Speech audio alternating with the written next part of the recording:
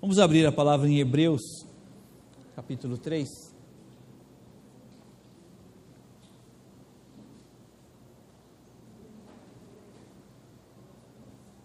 Versículo 12. Vede, irmãos, que nunca haja em qualquer de vós um coração mau e infiel, para se apartar do Deus vivo. Antes, exortai-vos uns aos outros, todos os dias, durante o tempo que se chama hoje, para que nenhum de vós se endureça pelo engano do pecado. Porque nós tornamos participantes de Cristo, se retivermos firmemente o princípio da nossa confiança até o fim. Enquanto se diz: hoje, se ouvirdes a sua voz, não endureçais os vossos corações, como na provocação. Amém? Vamos orar de novo? Amém. Pai querido, aqui está a sua palavra, Jesus. E aqui está também os nossos corações, pronto para ouvi-la. Pronto, Senhor, para um mover do Teu Santo Espírito. Que não seja nós, mas seja o Seu Santo Espírito a falar conosco, a revelar coisas importantes, a revelar a Tua vontade para nós. E que essa vontade, essa revelação traga em nós, Pai, uma transformação tal no nosso coração que nos aproxime cada dia mais do Senhor, em nome de Jesus. Obrigado, Senhor Deus, por essa palavra tão poderosa, essa palavra que tem transformado as nossas vidas, em nome de Jesus. Amém? Amém, irmãos. Esse texto, ele mostra uma grande preocupação com a nossa permanência no Senhor, com a nossa permanência no Deus vivo, né? Servimos a um Deus vivo? Amém? Amém. Servimos a um Deus vivo, um Deus poderoso, um Deus que fala aos nossos corações, um Deus que tudo pode, um Deus que transforma, né, as nossas vidas, verdade? A preocupação aqui em permanecer nesse Deus, haja o que houver, né? Dias difíceis, dias bons, dias alegres, né? Dias não muito confortáveis, mas que a gente não se aparte dele. O Espírito de Deus, ele revela aqui aos os hebreus, né? Revela aqui aos hebreus a importância de nos mantermos firmes e combater firmemente a constante e perniciosa ameaça da incredulidade. A perniciosidade, que é até dita lá no Salmo 91, né? Você pode lembrar lá do Salmo 91, lá ele fala sobre algumas coisas, né? A seta que voa de dia, né? O sol que molesta, sobre essa perniciosidade.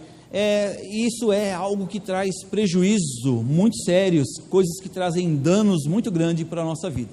E os hebreus aqui, quando ele fala nesse sentido, ele fala, né, dessa ameaça, dessa perniciosa ameaça que é a incredulidade, que eles estavam passando por um momento muito difícil nessa época, quando o autor escreve. A Bíblia não fala quem é o autor, né, dos hebreus.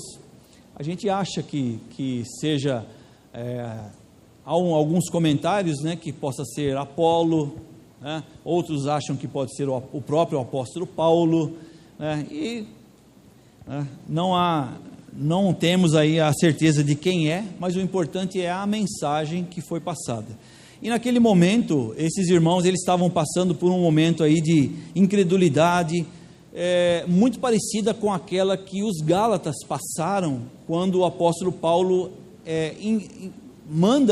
escreve a carta aos Gálatas, né, falando sobre as doutrinas que estavam sendo introduzidas ali no meio dos Gálatas, né? Se você lê o livro de Gálatas, você vai ver que eles são chamados até mesmo de judaizantes, né? Aquelas pessoas que eram judeus, que haviam se convertido para o cristianismo, mas não abandonavam ali no seu meio, no seu modo, né, no seu cotidiano, né? Eles não abandonavam as práticas que eles aprenderam lá da lei, né? É a mesma coisa de nós virmos para a igreja e não abandonarmos, não haver mudança nenhuma em nós, né? E era muito parecido com o que estava acontecendo com esse povo de Hebreus. Os Gálatas, eles queriam ainda fazer ainda a circuncisão, eles queriam ainda fazer, tinham ainda a prática de ir ao templo no sábado, eles queriam não trabalhar, né, não fazer nada no sábado, eles tinham ainda toda aquela prática, né, e entre eles mesmo ali, entre alguns discípulos que estavam ali, inclusive o Pedro, né, que foi duramente exortado pelo apóstolo Paulo, eles estavam ali propondo a circuncisão, né? E o apóstolo Paulo, ele vem ali num comentário muito duro, né, contra Pedro e contra aqueles que estavam ali praticando isso, porque tinha que haver uma mudança de vida, tinha que haver novidade de vida, assim como para nós, assim como também para os hebreus, que estavam passando por essa mesma dificuldade, né? Eu imagino que isso, né, olhando para o nosso povo hoje, né, muito tempo depois já da morte e ressurreição do Senhor Jesus, como naquela época, ali muito perto, aqueles irmãos que puderam ver, puderam assistir tudo, as dificuldades ainda continuam sendo as mesmas, né? Há uma dificuldade muito grande dos irmãos, né, se desvencilhar, né, abandonar as velhas práticas, né, abandonar as velhas práticas.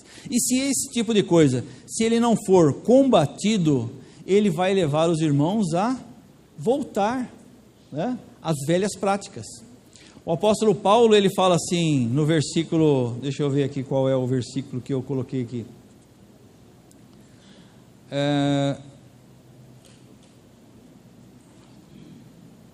acho que eu não coloquei aqui, sim, coloquei, Gálatas 4, de 6 a 7, quando ele fala com o apóstolo Pedro, ele fala assim, mas agora, conhecendo a Deus, ou antes, sendo conhecido por Deus, como é que vocês vão tornar outras vezes a esses rudimentos fracos e pobres, né, nos quais de novo querem servir?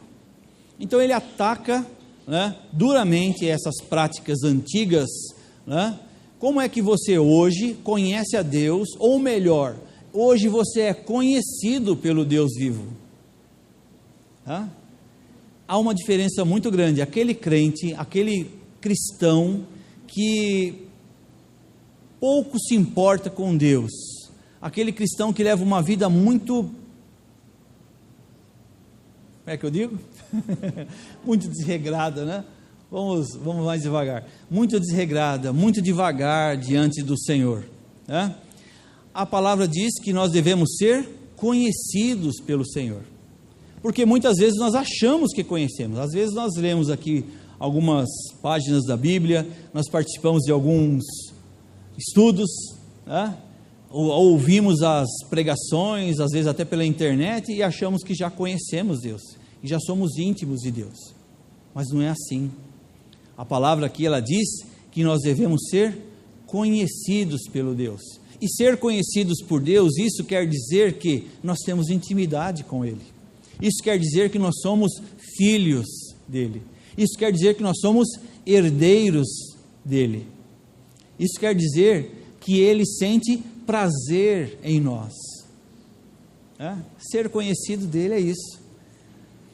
Não adianta a gente achar que somos conhecidos, achar que somos dEle, achar que estamos bem com Ele, mas naquele grande dia, o Senhor pode olhar para nós e falar assim: apartai-vos de mim, malditos de meu Pai, porque eu não vos conheço. Eu acho que isso vai ser a pior frase que os nossos ouvidos poderão ouvir. A pior coisa que poderá acontecer na nossa vida seria esse tipo de coisa, tá? E é por isso que nós, né, começamos esse trabalho na quinta-feira, de levar os irmãos a pensar um pouco melhor, a olhar um pouco mais para dentro de si, né, porque há uma tendência muito grande nossa de passar por cima daquilo que a gente convive todo dia, a gente não entender, ou a gente não achar que aquilo que a gente faz todos os dias é ruim, é pernicioso, traz dano para a nossa vida. E algumas coisas podem até mesmo nos deixar de fora. Não é verdade? Olha só, na parábola das virgens, das 10 virgens, 5 delas ficaram de fora. Por quê? Dormiram, descansaram, elas fizeram tudo aquilo que é mais comum entre nós. E elas acharam que, nós estamos na igreja, nós estamos entre irmãos, se eu precisar de um pouquinho de óleo, alguém dá óleo para mim. Mas o óleo ali, né, que a Bíblia está falando ali, é a preparação, é a nossa vida com Deus. E isso a gente não pega de um dia para outro, não pegamos de algumas horas, ficamos sabendo que ele volta hoje, então eu vou correr. Não, é uma vida, é preparação, é intimidade com o Senhor, é vida com Ele, vida no altar, né? Então essas quintas-feiras nós estamos fazendo isso, até mesmo para que os irmãos possam ter um olhar mais crítico, né? Olhar para si, né? Alguns exemplos que a gente deu aí, talvez um pouco meio pesado, né? Talvez, é só para dizer para os irmãos que dentro da igreja pode ter de tudo, pode ter irmãos com dificuldades grandes, terríveis, né? Que você pode até se escandalizar, puxa vida, mas eu não sabia que poderia ter, mas pode ter, se somos um grande hospital, se aqui é o lugar de cura, se aqui é o lugar de transformação de vida, não está errado em estar aqui, mas o que nós não podemos é nos conformar com as coisas do nosso dia a dia. O apóstolo Paulo, ele fala assim para a gente, né? Não vos conformeis com as coisas desse mundo, né?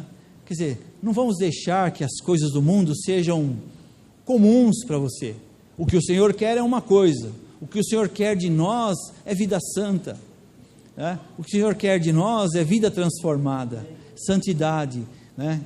Que a gente tenha paz com Ele, que a gente tenha intimidade com Ele.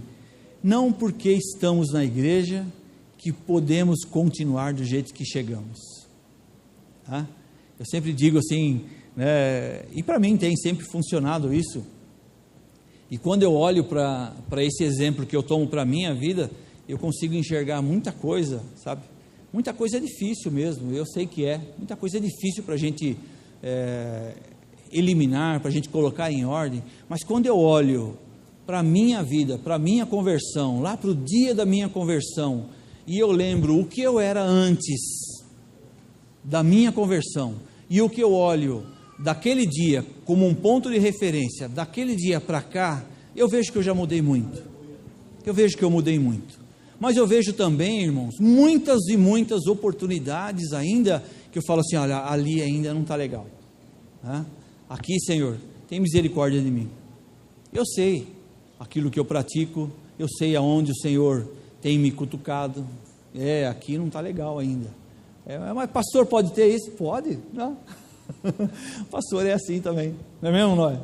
É assim também, todos nós estamos em fase de aperfeiçoamento, até que, Gálatas diz, né? Até que Cristo seja totalmente formado em nós. Esse é o grande desejo do Senhor, esse é o grande desejo dele, que Cristo seja formado em nós.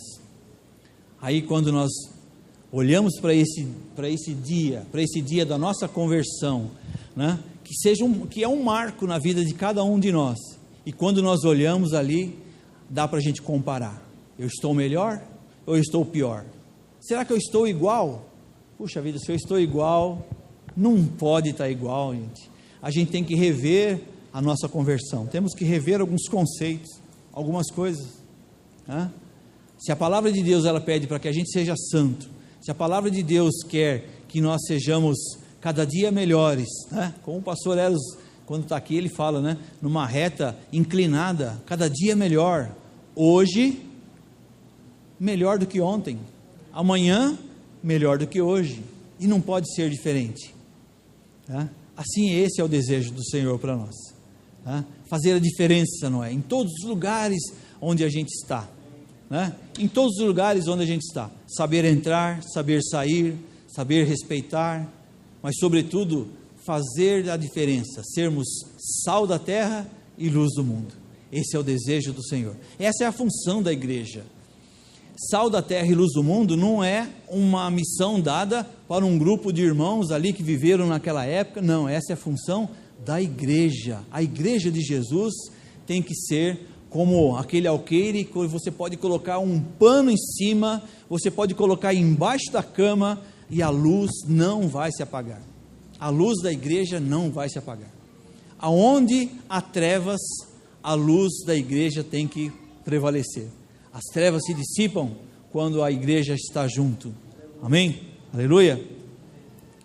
Esse texto aqui, voltando aqui para o texto, ele fala aqui de alguns pontos importantes.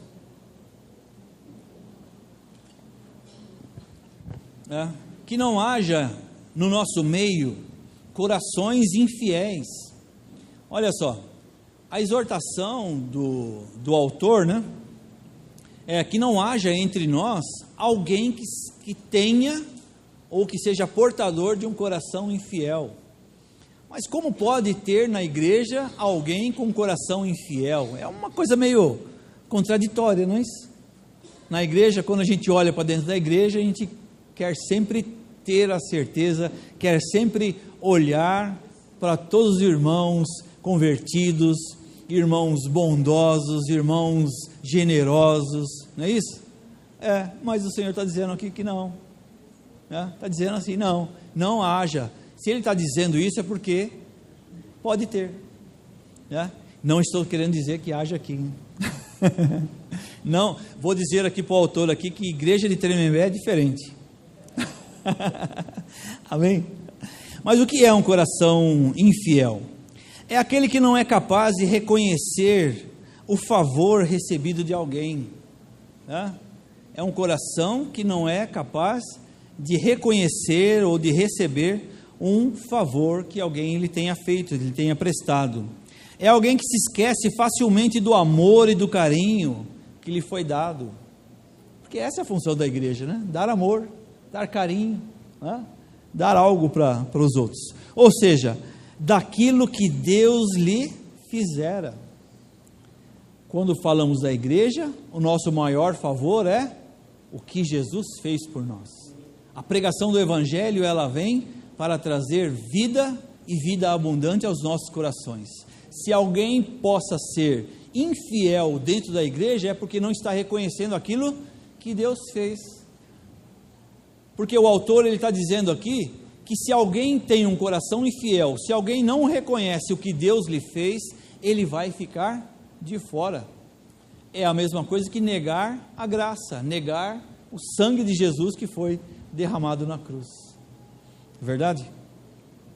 Pessoas talvez ingratas, normalmente aparecem quando precisam, da igreja, estão preocupadas com alguma coisa, mas não tem vínculo nenhum, nem vínculo de amor com a igreja ou com o Senhor Jesus. Já vi muita gente assim, que quando precisa da igreja, ou quando precisa do Senhor principalmente, precisa do Senhor, aí vem na igreja, às vezes por uma questão de peso na consciência, ou saber até mesmo, da salvação, preciso da salvação, de vez em quando eu tenho que ir na igreja, mas não é isso que o Senhor quer. A salvação, ela é um presente para nós, e o que o Senhor quer, é uma consequência da vida que nós levamos com o Senhor, é o nosso presente que o Senhor nos dá, por sermos filhos, por sermos herdeiros, por estarmos junto com Ele, faça chuva ou faça sol, não é assim? É assim, quando nós amamos ao Senhor, nós ganhamos o nosso presente, que é a vida eterna, porque isso é um prazer para o Senhor, ter nós junto com Ele, para que a gente possa ser seu povo, e Ele ser o nosso Deus. Nós não podemos vir na igreja, não podemos ser mercenários, eu vou na igreja porque eu não posso ir para o inferno é a última coisa que eu posso pensar, não, eu quero o Senhor, e aí eu ganho a salvação, ganho o prazer de andar com Ele todos os dias, aí eu tenho com Ele também uma infinidade de bênçãos e cuidado, carinho e amor que Ele nos oferece todos os dias da nossa vida. Então, essa coisa de interesse, de sermos mercenários, para Deus ela não funciona, porque nós precisamos ser conhecidos dEle, precisamos ter intimidade com Ele. Paulo aqui faz a menção, né, aos judaizantes, quando nós lemos esse versículo de Gálatas 4, que ele chega até, a Bíblia fala que ele discute com o apóstolo Pedro, por causa das práticas que eles estavam trazendo de volta para dentro da igreja. Então Paulo, ele luta ali, ele briga com esses irmãos, né, que eram judeus, convertidos anteriormente ao cristianismo, né, mas eles não conseguiam abandonar as velhas práticas, né, as práticas que eram exigidas pela lei, guardar sábado, circuncisão, né, sacrifício de animais. Uma vez o pastor Eros, ele brincou aqui, ele falou assim, é a mesma coisa que eu estar casado e ter ainda a foto da ex-namorada na carteira, né? Então é você não abandonar aquilo que passou, aquilo que você gostou lá atrás, que fez parte da sua vida, né? É isso aí mesmo. Então, se você casou, vida nova, né? Olhar para frente. A Bíblia diz que aqueles que estão em Cristo, nova criatura é. As coisas velhas se passaram e eis que tudo se fez novo. Essa é a vida do crente. Deus tem novidades para nós, né? Provérbios 23:15 diz assim, Provérbios 23:15 diz assim, filho meu, se o teu coração for sábio, alegrar-se-á o meu coração, sim, o meu próprio. Nossa, olha só, o Senhor está dizendo, filho meu, se você for sábio, você vai alegrar não só o seu coração, mas o meu.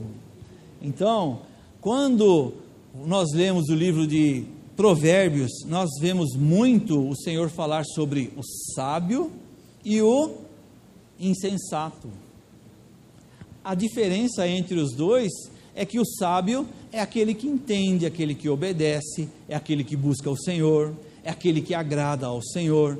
E o insensato é aquele que infelizmente é o ímpio, é aquele que não conhece ao Senhor, é aquele que desobedece, é aquele que não busca, é aquele que vai perecer, aquele que não tem comunhão com o Senhor.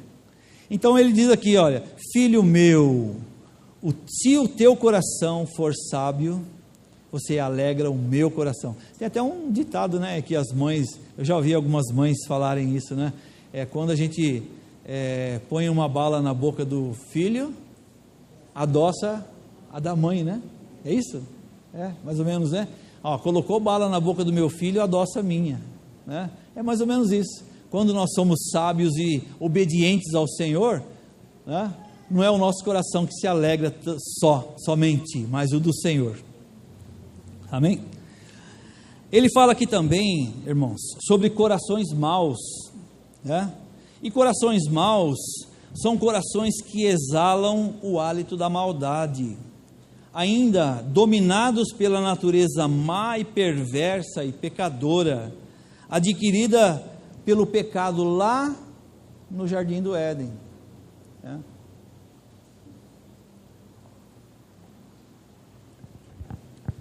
Corações maus nos faz lembrar de quê? De pessoas que permanecem na igreja, mas não tem crescimento nenhum, não é isso? Porque não cabe, né? Não dá para a gente entender corações maus, né? Corações infiéis dentro da igreja, a não ser pessoas que nunca se converteram, nunca tiveram um encontro com o Senhor Jesus, nunca tiveram um encontro com o Espírito Santo. A propósito, quando nós lembramos de coração mau, né, na Bíblia tem um grande exemplo para nós, né? O apóstolo Paulo, né, encerrava cristãos na cadeia, matava cristãos. Você quer coração mais mau do que esse? Tudo porque ele era muito fiel à lei do judaísmo lá no Velho Testamento, criado aos pés de Gamaliel, aprendeu tudo sobre a lei, praticava e não conseguia entender que o próprio Deus pisaria na terra e teria contato com ele. O apóstolo Paulo não conseguia entender isso, até que ele tem, né, na estrada de Damasco, todos conhecem aí, já leram esse texto, né, quando ele tem um encontro com o Senhor Jesus, e ele cai do seu cavalo, né, cai do seu cavalo que ali ele não consegue nem mesmo se levantar e sair ali do meio da estrada de onde ele estava cavalgando ali.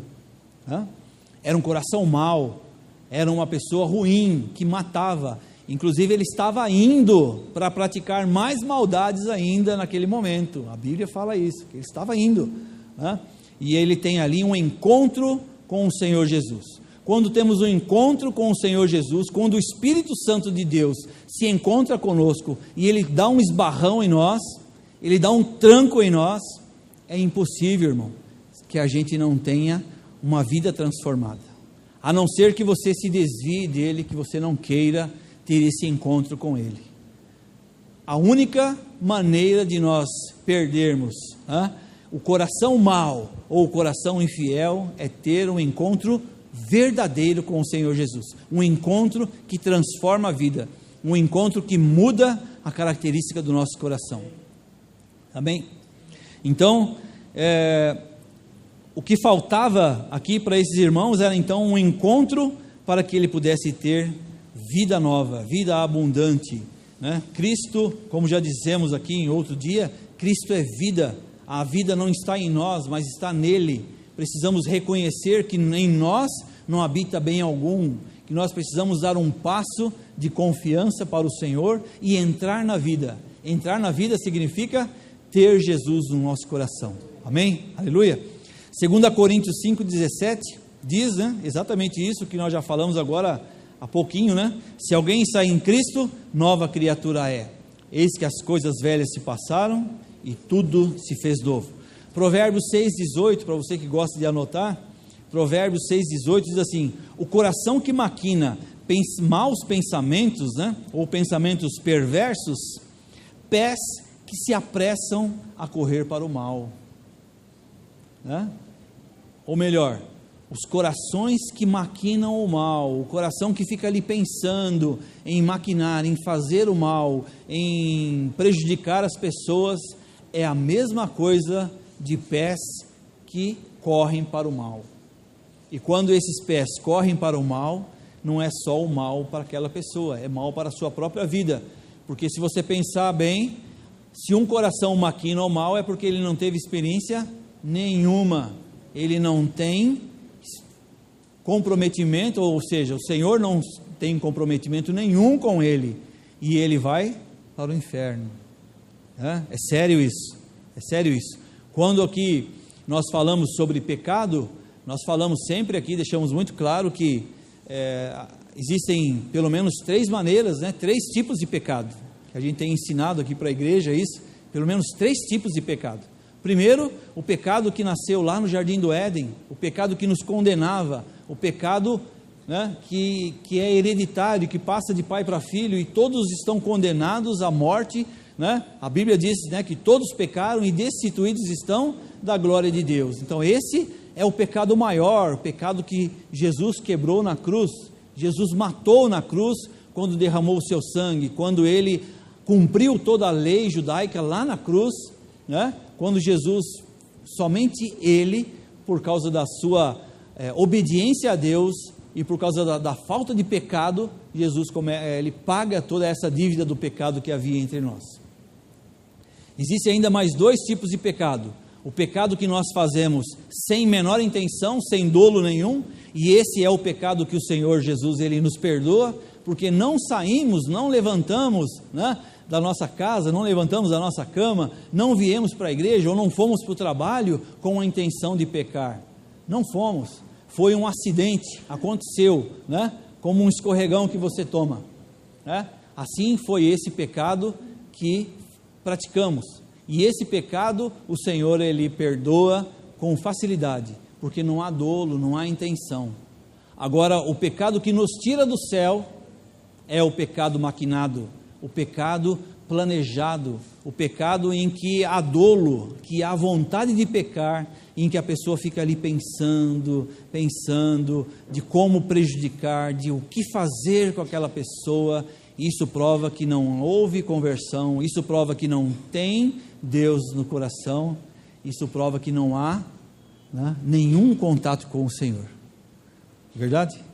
Então, são tipos de pecado que que alguns deles nos tira realmente do céu. E aí, um outro ponto muito importante, irmãos, que esse tem que ser uma característica da igreja, mas com muito amor, e os irmãos têm que tomar muito cuidado na hora de fazer isso, é a exortação, né? Exortai uns aos outros, e exortar em amor, né? Porque exortar uns aos outros significa uma ação de amor, uma ação de cuidado. Olha, eu estou percebendo que um irmão ali está fraquejando, ele está caminhando devagar, então eu com muito carinho, irmão, você precisa da minha ajuda, vamos caminhar junto, vamos para a igreja junto, vamos ler a Bíblia, vamos estudar junto, né? São coisas que nós podemos fazer com os nossos irmãos para fortalecer os nossos irmãos. Quando nós exortamos, irmão, você sabe que você vai para o inferno, tá? Se você não vier na igreja, se você não ler a palavra, nós estamos sendo muito duros. O irmão de repente está passando por dificuldades, por situações muito difíceis, que o que ele menos espera ouvir de nós é uma exortação dura, né?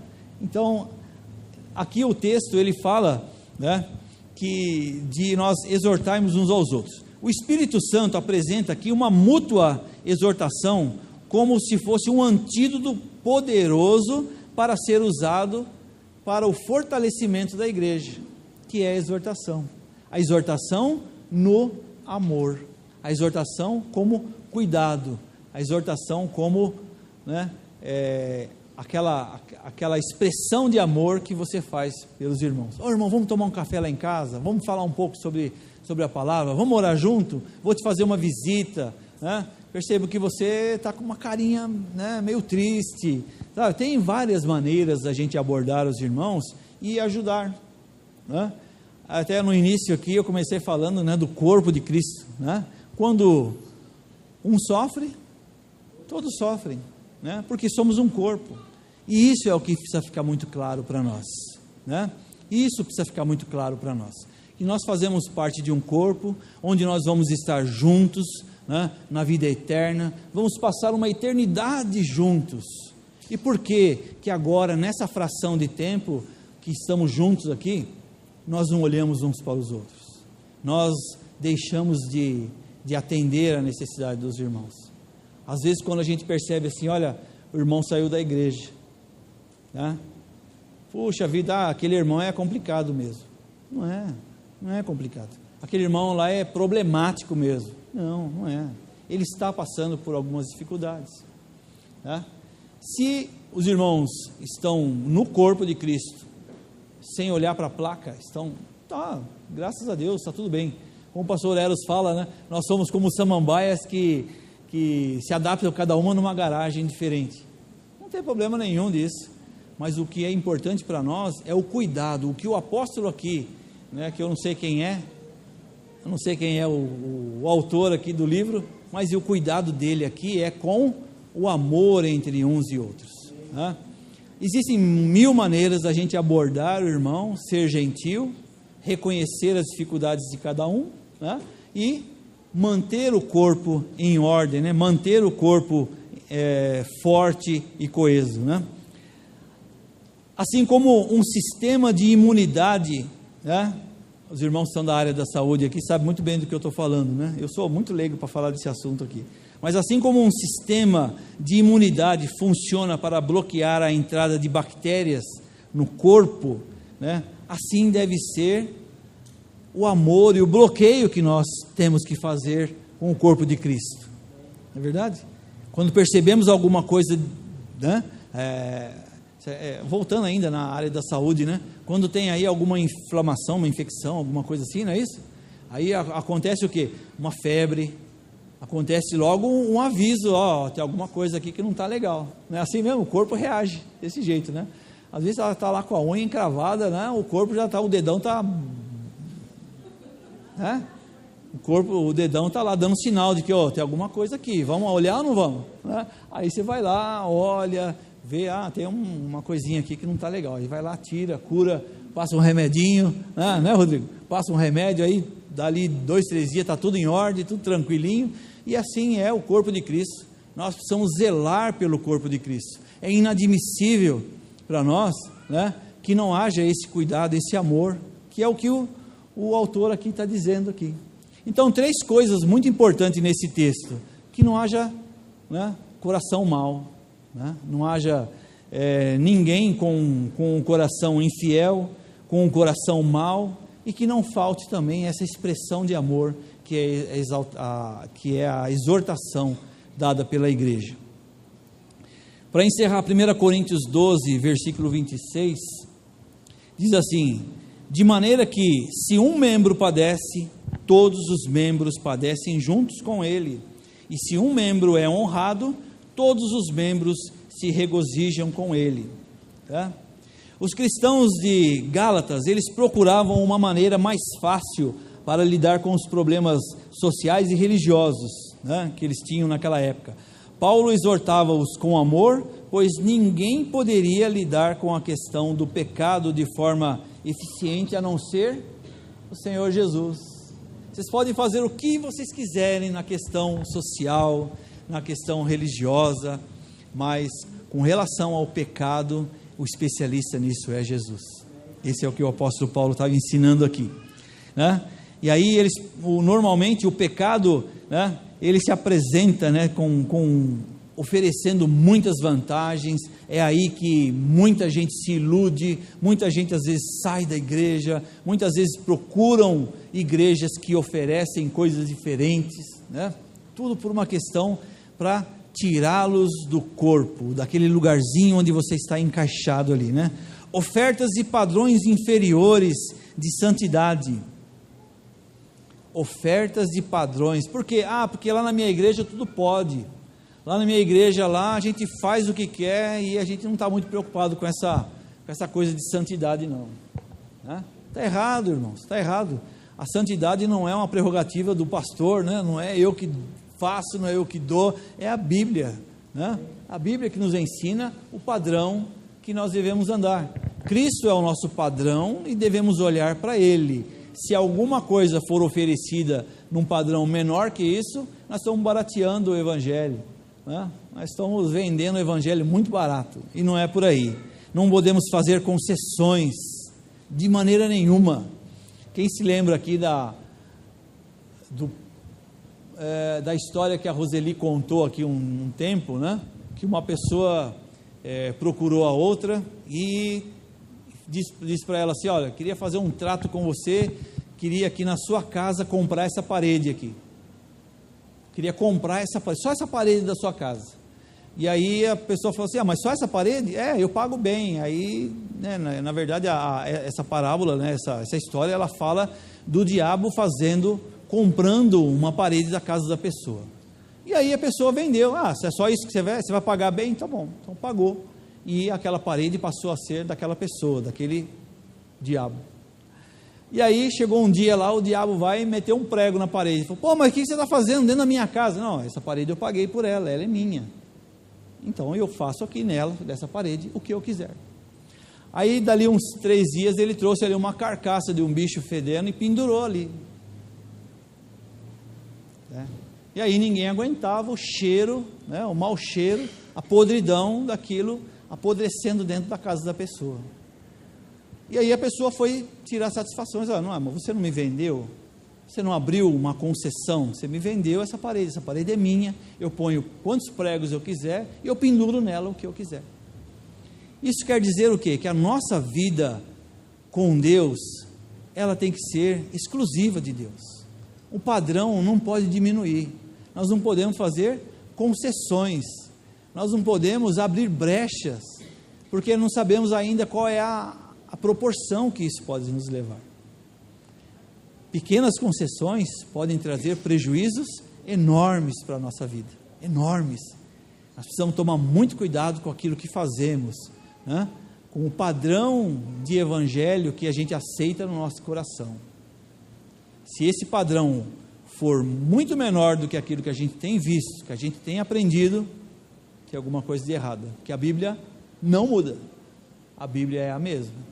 O Senhor Jesus, Ele é o mesmo, o padrão de santidade dele é o mesmo, e esse é o nosso. Amém? Uso de rituais religiosos, né? A gente vê muita coisa por aí, promessas de ganhos e vantagens. Estamos cansados de ver tudo isso também por aí, concessões, né? Aquilo que as pessoas oferecem e muito mais, né? Aquilo que Deus não pediu para ninguém oferecer.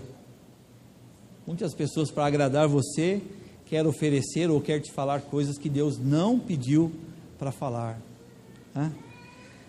Então, irmãos, queria deixar com você essa palavra, né? Porque no Salmos 95 ele fala também desse mesmo versículo: se hoje ouvirdes a sua voz, não endureça o vosso coração. Foi dita pelo escritor de Hebreus aos cristãos, que foram alcançados pela graça através da fé em Cristo Jesus, tá? Pela fé. A fé, ela é a raiz da salvação. Sem fé não conseguimos agradar a Deus. Sem fé não somos filhos de Deus. Sem fé não temos salvação. Ela é a raiz da nossa vida com Deus. Primeira coisa, começa com a fé. A perseverança, ela é o fruto da nossa fé com Deus. Se perseverarmos até o fim, veremos a glória do Senhor. Amém? Que não haja entre nós coração perverso, coração mau, mas que haja exortação e amor, que haja fé, né? Salmo 42:1 diz: assim como brama o servo pelas correntes de água, assim suspira a minha alma por ti, ó Deus. Essa, irmão, tem que ser a tônica da nossa vida. Esperar no Senhor, buscar nele, dependência, vida de dependência no Senhor. Assim como a corça, né, algumas versões diz assim, né? Assim como a corça, ela sente o cheiro da água, né, e ela suspira, ela busca as correntes de água, assim deve ser o nosso coração, que busca o Senhor, que depende do Senhor, que se alegra no Senhor, que tudo espera no Senhor. Amém? Queria que você, se estiver passando por alguma dificuldade, olha, não desanime, continue buscando ao Senhor, que Ele é todo aquele que tem todo recurso para nós. John Stott ainda diz assim, que a única função da fé é receber o que a graça oferece. John Stott diz isso, que a única função da fé é receber aquilo que a graça nos oferece. Sem fé, não tem graça. Sem fé, acabou-se a graça. A graça do Senhor, ela vem para aqueles que têm fé. Amém? Amém.